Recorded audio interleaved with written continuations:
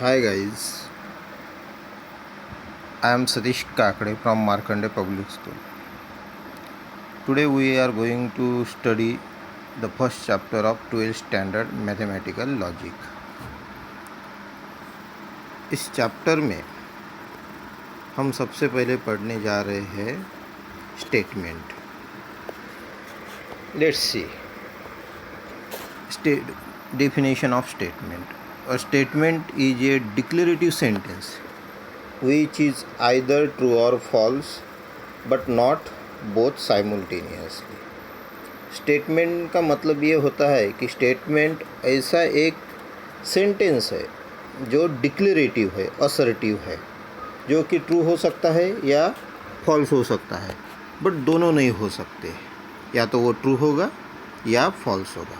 और इस स्टेटमेंट को डिनोटेड किया जाता है small letter like p, q, r etcetera. अब हमें देखना है truth value of the statement. जैसे कि मैंने बताया है कि ये तो सेंटेंस जो है स्टेटमेंट तभी बनता है अगर वो ट्रू हो या फॉल्स है. तो ऑब्वियसली उसकी ट्रूथ वैल्यू भी निकालनी ज़रूरी है. और वो ट्रूथ वैल्यू जो होती है स्टेटमेंट की वो आइदर ट्रू और फॉल्स. अगर स्टेटमेंट ट्रू है तो उसकी ट्रूथ वैल्यू टी होती है. And if the statement is false then इस ट्रूथ वैल्यू इज़ एफ. अगर स्टेटमेंट ट्रू है तो उसकी ट्रूथ वैल्यू टी लिखी जाती है. अगर स्टेटमेंट फॉल्स है तो उसकी ट्रूथ वैल्यू एफ लिखी जाती है. ओके. जैसे फॉर एग्जांपल स्टेटमेंट कौन कौन से सेंटेंस स्टेटमेंट होते हैं. जैसे कि sun rises in the east. Every triangle has 3 sides. These are the assertive sentence. That's why it is the statement. जैसे Mumbai is the capital of Maharashtra. Or another example, a natural number is an integer. These are the example of the statement. Then which are not statement? जैसे कि example, please give your pen, or what is your name, what a beautiful place it is, how are you, open the window, sit down. जैसे कि interrogative sentence है, exclamatory sentence है, command वाले sentence है, order वाले sentence है, request वाले sentence है, सजेशन वाले सेंटेंस है. ये सभी सेंटेंस स्टेटमेंट नहीं होते. ओके. देन अब मैं आपको एक सेंटेंस बता रहा. Mathematics is an interesting subject. एक सेंटेंस है. फिर ये स्टेटमेंट है या नहीं है. तो mathematics is a interesting subject ये सबके बारे में नहीं हो सकता. It varies from person to person. किसी को मैथमेटिक्स इंटरेस्टिंग लगता है, किसी को बोरिंग लगता है. यानी हर पर्सन के प्रति ये चेंजेस होते जाता है. और जब हर पर्सन या हर एक पर्सन टू पर्सन अगर किसी सेंटेंस में वेरी क्रिएट होती है तो उसे कहा जाता है open sentence. So such type of sentence is called open sentence. Like a mathematics is an interesting subject, it is the open sentence. Another example, 3x/2 - 9 = 0. This is one of the sentence. For x = 6 it is true, but for other than 6 it is not true. And इसमें दोनों बातें आ रही है. अगर x = 6 substitute किया तो ये true होता है, और 6 के अलावा बाकी वैल्यूज़ के लिए ये एग्जाम्पल फॉल्स होता है. जब जहाँ पे दोनों कंडीशन आती है ट्रू और फॉल्स तो it is not a statement, it is the open sentence. Such type of statement are called the open sentence.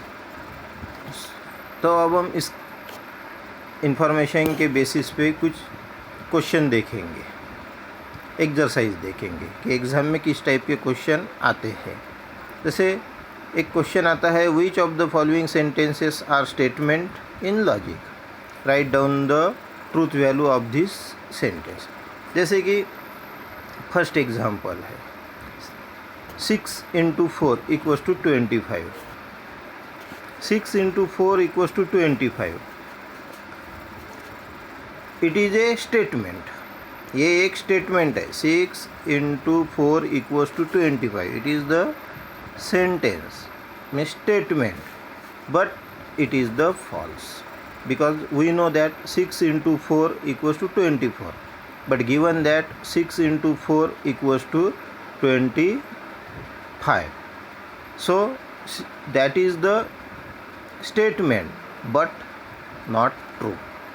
It is the false, and hence its truth value is f. Another example, x plus 6 equals to 9. X plus 6 equals to 9. This statement, this is not a statement because it is the open sentence. For x equals to 3, it is true, but for x equals to other than 3, it is false. So this is not a statement. It is the open sentence, and hence it is not a statement. So अगर statement नहीं है तो उसकी truth value हम define नहीं कर सकते. उसी तरीके से next example, what are you doing.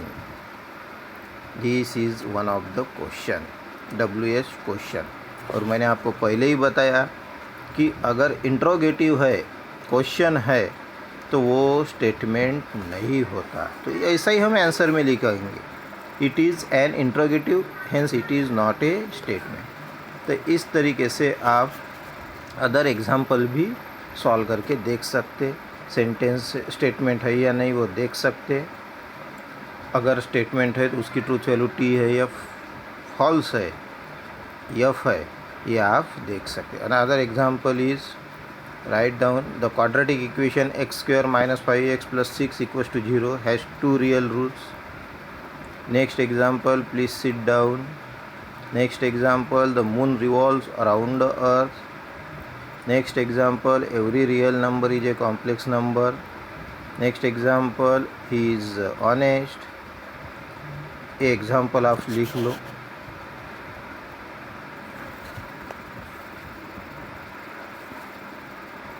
This is the solution of the above example. Okay. Now, the next topic, that is the logical connectives.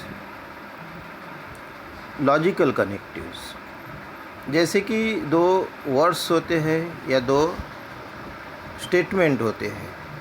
जब वो स्टेटमेंट किसी कंजंक्शन से जोड़े जाते हैं, कनेक्ट किए जाते हैं, तो उसे कहा जाता है लॉजिकल कनेक्टिव्स. उसकी डेफिनेशन देखेंगे.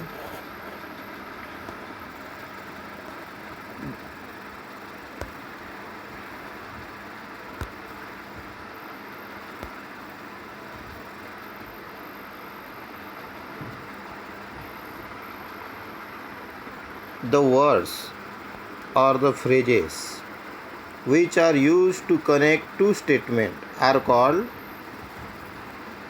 logical, and that connectives are and, or, if and only if not.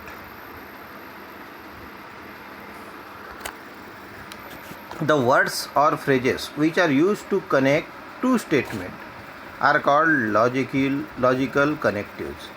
यानी दो स्टेटमेंट और फ्रेजेस जब किसी वर्ड्स से कनेक्ट किए जाते हैं, यानी कोई वर्ड्स और फ्रेजेस जब दो स्टेटमेंट को कनेक्ट करने के लिए यूज़ किया जाता है, तो उस वर्ड्स और फ्रेजेस को कहा जाता है लॉजिकल कनेक्टिव्स. और वो लॉजिकल कनेक्टिव्स कौन कौन से हैं? And, AND, and, OR, or. Another logical connective is if then, if and only if, not. Such are the logical connectives. Then simple and compound statement. A statement which cannot be split further into two or more statement is called a simple statement. फिर से एक बार definition repeat करता है. A statement which can not be split further into two और more statements it's called a simple statement. जो statement दो से ज़्यादा स्टेटमेंट में हम स्प्लिट नहीं कर सकते. कंबाइन एक स्टेटमेंट होता है जिसमें कोई कनेक्टिव्स नहीं होता है, उसे कहा जाता है सिंपल स्टेटमेंट. और जो स्टेटमेंट दो या दो से ज़्यादा सिंपल स्टेटमेंट से कनेक्ट होता है या कंबाइन होता है, जिस स्टेटमेंट में दो या दो से ज़्यादा सिंपल स्टेटमेंट होते हैं और वो लॉजिकल कनेक्टिव से जोड़े जाते हैं, उसे कहा जाता है कंपाउंड स्टेटमेंट. जैसे कि for example 3 is a prime and 4 is an even number. 3 is a prime and 4 is an even number is a compound statement. जैसे कि 3 is a prime, one of the simple statement, and 4 is an even number, another simple statement, और दोनों को and इस connective से जोड़ा गया है. तो इस तरीके से ये जो कंबाइन स्टेटमेंट हुआ है उसे कहा जाता है कंपाउंड स्टेटमेंट. उसी तरीके से another example 3 and 5 are the twin primes. 3 is a twin prime is one of the simple statement. 5 is a twin prime is also a simple statement, and combination of both 3 and 5 are the twin prime, so it is the compound statement. 3 and 5 are the twin primes is a simple statement. Sorry, 3 and 5 are the twin prime means 3 and 5 are both the number, both are the twin prime. इसमें 3 और 5 को अलग अलग define नहीं किया गया. 3 और 5 दोनों भी प्राइम ही है, इसीलिए 3 and 5 are the twin prime. Okay, it is the simple statement. तो अब हम लॉजिकल कनेक्टिव देखेंगे. तो पहला कनेक्टिव है कंजंक्शन. अब ये कंजंक्शन किसे बोलते हैं ये देखते हैं. If two statements are combined using the connective and then it is called as a conjunction.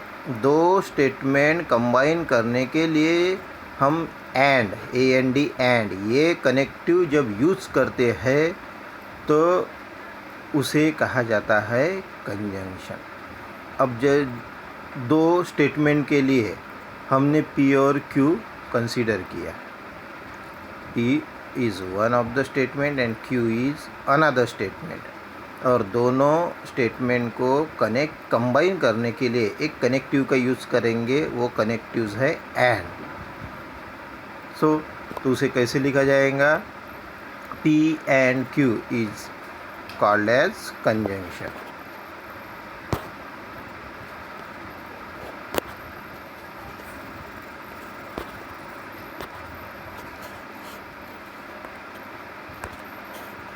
Conjunction, and it is denoted by P and Q. Let's see, P and Q, and it is read as P conjunction Q or P and Q. The conjunction P and Q is said to be true if and only if both P and Q are true. The conjunction P and Q is said to be true if and only if both P and Q are true. P और Q ये दोनों statement की truth value जब T रहेंगी तब P and Q इस compound statement की value भी ट्रू रहेगी. मीन्स उसका ट्रूथ टेबल कैसे तैयार करेंगे? P, Q and P and Q ये 3 कॉलम हमने तैयार किए. अब P के लिए ट्रूथ वैल्यू TTFF और Q के लिए TFTF. ये हो गई P के लिए और Q के लिए ट्रूथ वैल्यूज. अब P एंड Q कैसे होगा? मैंने बताया, जब P और Q दोनों T रहेंगे तो P एंड Q T रहेगा. otherwise it is the false. So T T T, T F F, F T F, F F F. उसी तरीके से disjunction.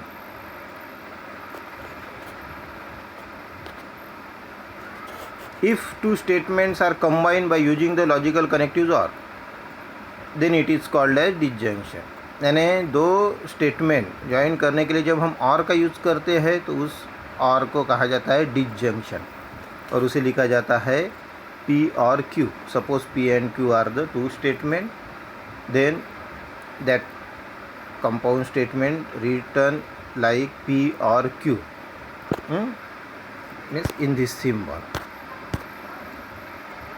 and it is read as the P or Q or P disjunction Q. और उसका truth table इस तरीके से है. यानी जब P और Q दोनों अगर फॉल्स रहे, P और Q दोनों स्टेटमेंट अगर फॉल्स रहे तो ही P और Q ये फॉल्स रहने वाला है, अदरवाइज ट्रू. सो P और Q तीन कॉलम तैयार किए डिसजंक्शन का ट्रुथ टेबल निकालने के लिए. P की ट्रूथ वैल्यूज़ लिखी T F F, Q की लिखी T F, और P और Q की ट्रूथ वैल्यूज़ लिखी false false false, otherwise true. Means T F F. Means जब दोनों फॉल्स रहेंगे तो ही F, otherwise T. This is the truth table for disjunction. Then conditional. If two statements are combined by using the connectives if then it is called a conditional or implication. Conditional or implication. If then. Conditional को ही कहा जाता है implication. जैसे कि P और Q दो statement है. If P then Q.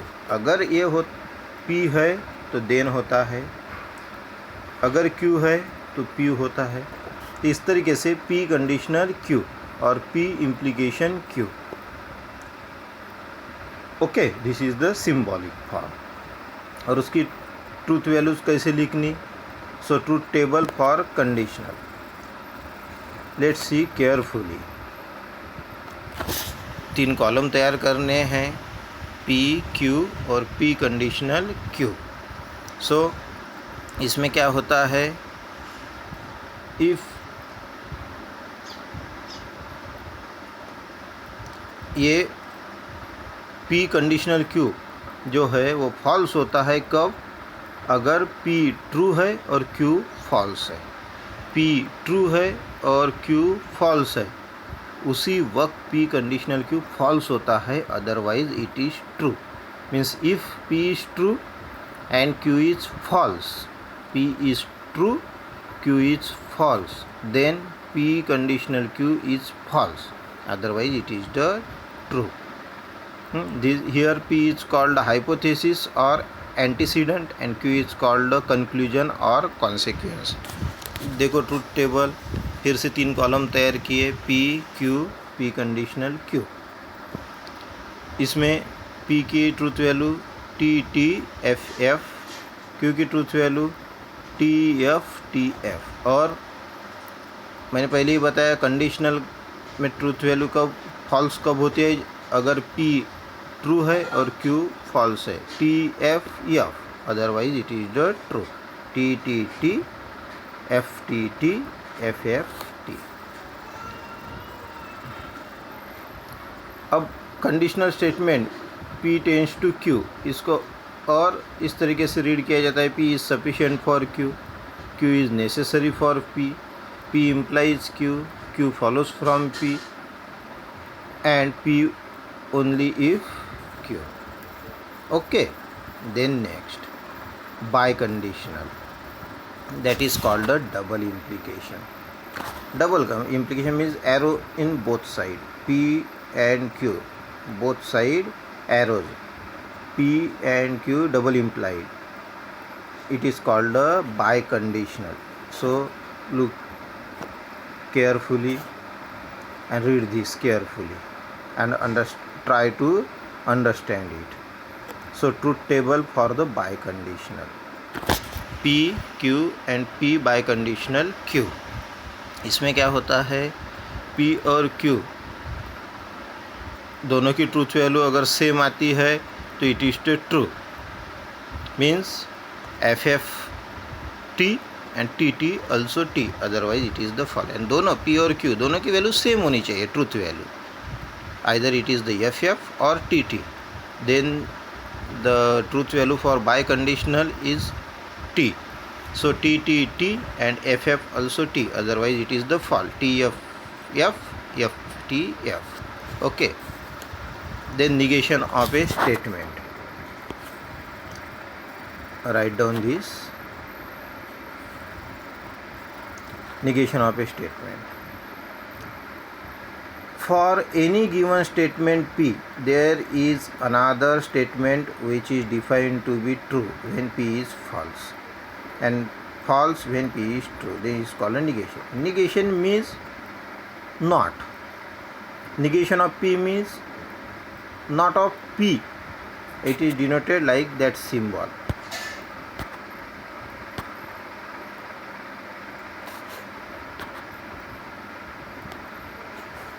Negation of P means not of P, means opposite of that statement is the negation of P. So that truth table are very easy. P and negation of P. अगर कोई statement true है तो उसका negation होगा false, अगर कोई statement false है तो उसका निगेशन होगा टी, मीन्स टी की जगह निगेशन ऑफ पी एफ और एफ की जगह negation of P true. Negation of A statement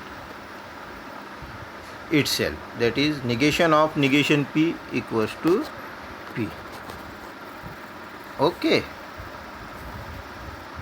इस तरीके से ये एग्जाम्पल दिए गए हैं. इसको सिंबॉलिक फॉर्म में कैसे लिखना है ये यहाँ पे बताया गया है. Look at carefully. इतना ही ध्यान में रखना है कि दो स्टेटमेंट अगर एंड से जोड़े गए हैं तो P एंड Q इस तरीके से लिखना है. अगर दो स्टेटमेंट और से जोड़े गए हैं तो PRQ इस तरीके से लिखना है.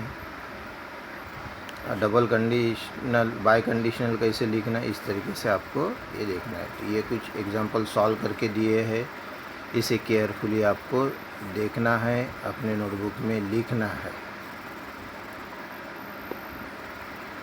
और अंडरस्टैंड करने की कोशिश करनी है. Let's see.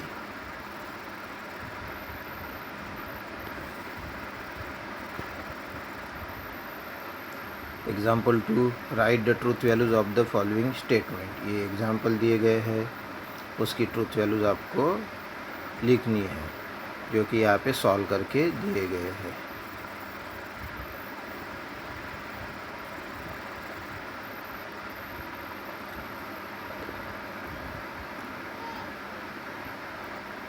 आप लिखो और साथ में इसके स्क्रीनशॉट भी निकालो, बाद में आप आसानी से इसको रिवाइज कर सकते.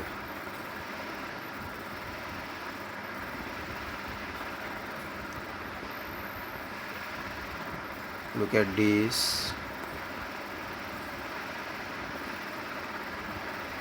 This the example 3. If statement P, Q are true and R, S are false, determine the truth values of the following. Negation of P and in bracket Q और negation of R. अब ये example कैसे solve करना है, इसकी truth value कैसे बतानी है. negation of P and bracket Q और negation R is equivalent to negation of equals to negation of P, the negation of T and T और negation of F is equivalent to F. negation of T F होता है. And P and Q are the true, so negation of P is F because P is true. So negation of 2, that is the F. Then Q is also true, that is truth value is T. R are the false, so write down in place of R, that is the F. So negation of T is F and T की जगह T and negation of f is also t is equivalent to f t and t, t और t, that is the t. जैसे conjunction के डिसकंजंक्शन के इसमें हमने देखा है, वो ट्रू कब होता है, जब दोनों वैल्यूज़ ट्रूथ वैल्यूज़ t होती है तब वो ट्रू होता है. सो t और t is t, so f and t, that is the f. So hence truth value of the given symbolic form और एग्जाम्पल इज़ f. इस तरीके से बाकी एग्जाम्पल आपको ट्राई करके देखने हैं. So let's write down the example and try to solve it. Okay. Then example number 4. Write the negation of the following. First one, price increases. Increases का opposite decreases, means not increases. So negation क्या होगा इसका, price does not increase. Second one, 0 is not equals to 1. So उसका negation not equals to का negation equals to, so 0 equals to 1. Next example, 5 plus 4 equals to 9. So इसका negation क्या होगा, 5 plus 4 not equals to 9. इस तरीके से ये example आपको सॉल्व करके दिए हैं. इस एग्ज़ाम्पल को ठीक से देखना है, स्टडी करना है, और उस बेसिस पे जो एक्सरसाइज 1.1 आपको नीचे दी गई है उसको सॉल्व करके उसको आपको सॉल्व करना है. Okay, let's see.